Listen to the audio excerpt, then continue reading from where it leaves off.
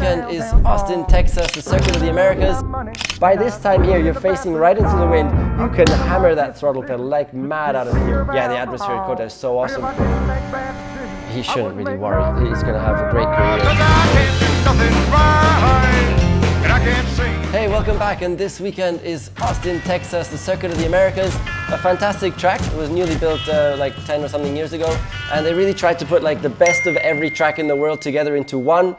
So like, for example, you have the Suzuka chicanes right after turn one, you know, which are phenomenally fun. It's a very, very demanding track. It's really, really tough. For me, it was never a track of big success because it's one of the very few tracks, I think there was 3 or 4 tracks that I never managed to win at.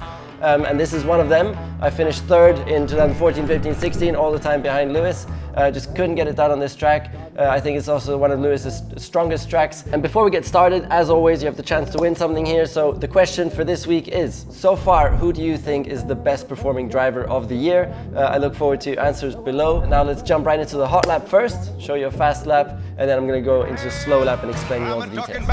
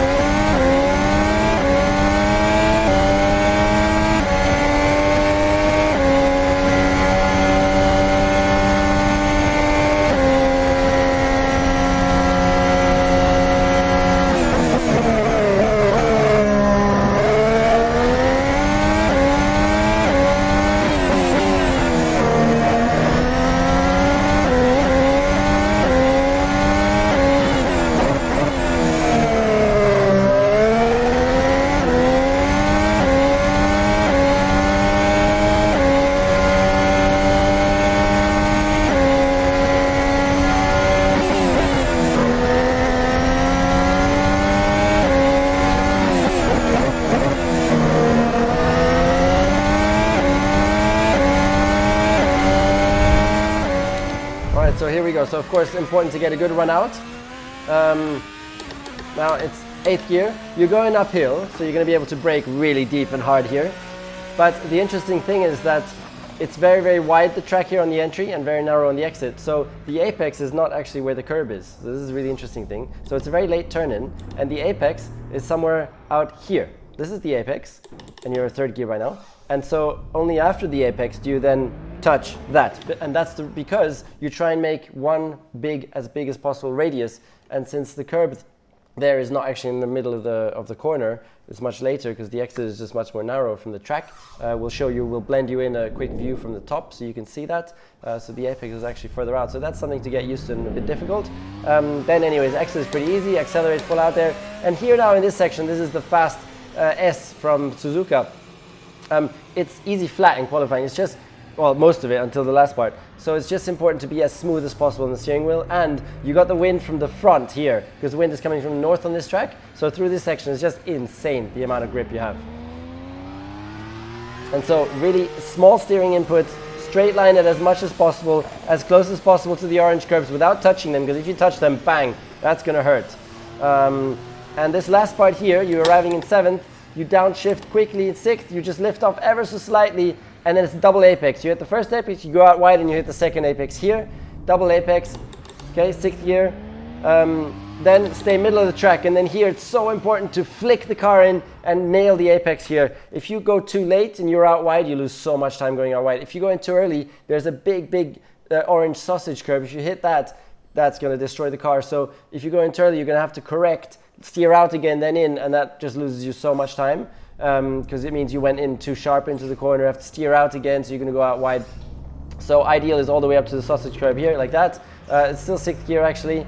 Stay middle of the track, try and get left as much as possible, and then start braking very, very lightly and carry the speed in. Very late apex here, stay out, and then in the end cut in. I think you might be able to go all the way over to the red with a tire, and then it's so important here, you're going to be 4th gear, so important to straight line this exit because there's a hump on the exit, so the car gets really light, you're going to get a big oversteer, so by that time you need to be as straight as possible. So you straight line it here, use all the track, you can go run off all the way to the green, and then come back.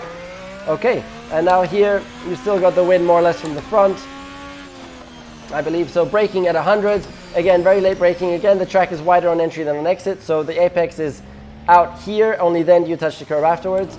3rd gear, straight line on the exit. The exit is so important here because of course you got the long straight, and here down the straight now you can always try and look for the place on the straight where you have a little bit less bottoming, because the more bottoming you have, the more the car is touching on the floor, and of course touching on the floor slows you down. So you always on the straight, long straight, you try and look, is there a line where maybe the others haven't found it yet, and you go a little bit, you can make up a couple of hundredths, you know, which can make a difference. So coming down here then, of course you got DRS activated. You brake at 100, now you're going downhill, so you're going to brake a little bit earlier because downhill is going to slow the car down less. So you brake just before 100 or around 100, and then the apex here this time is the curb. So 3rd gear, maybe even 2nd because it's more or less the slowest part of the track there.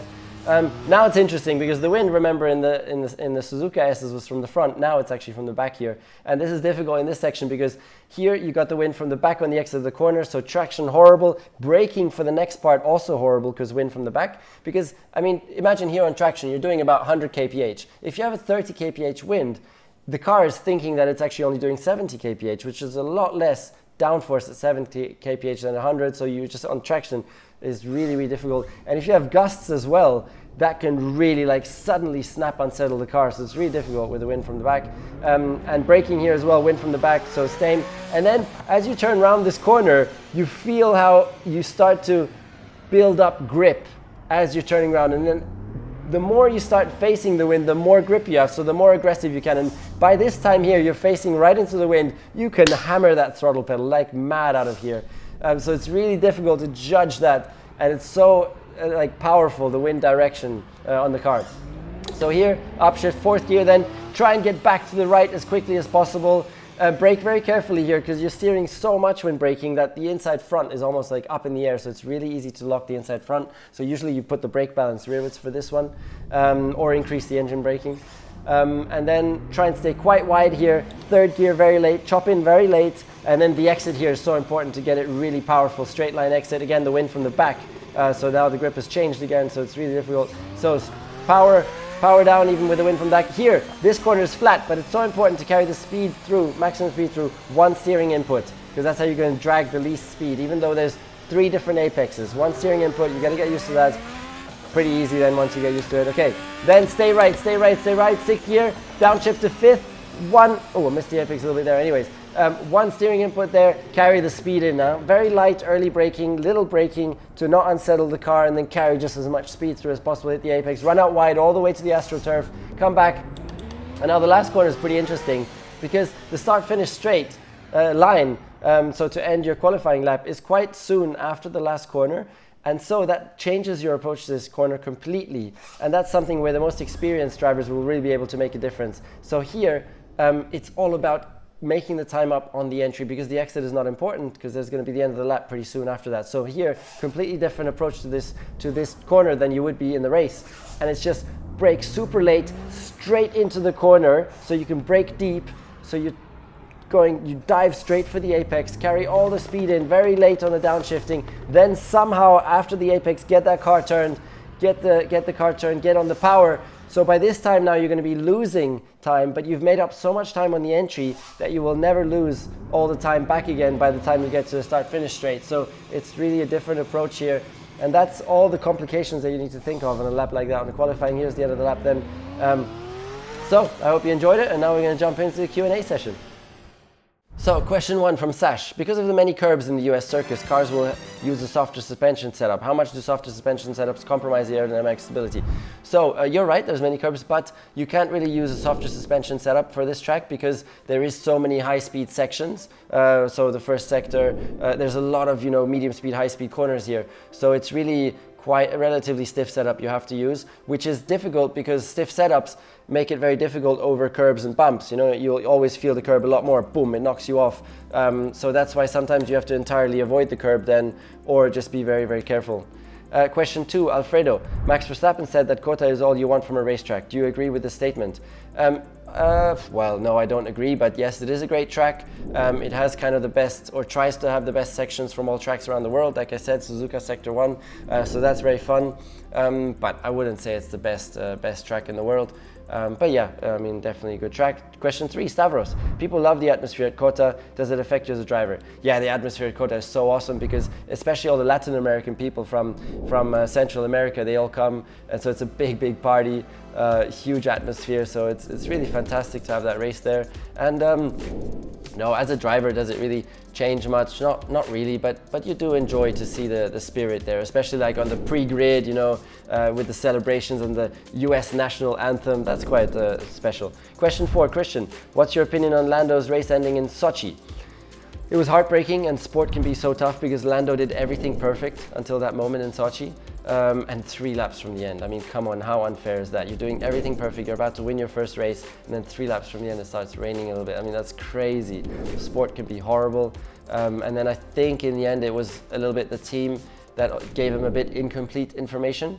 Because I think Lewis also would have stayed out probably a little bit longer, but the team insisted, no, the rain's going to get worse, come in, and then Lewis came in, and of course Lewis has less to lose because he was second and had the gap to third anyways to stop, so it was Lando had much more to lose. I mean, imagine Lando stops, Lewis continues, so it was definitely also more difficult for Lando to box, but anyways, you know, it's an extreme situation, and it's so easy to get it wrong, so heartbreaking, but I mean, he's doing such a phenomenal job, so he shouldn't really worry because he's going to have a great career, future world champion potential, you know, so, and his win will come. Question 5, Mary J. As uphill braking, like in turn 1 shortens your braking distance, how difficult is it to get the perfect timing?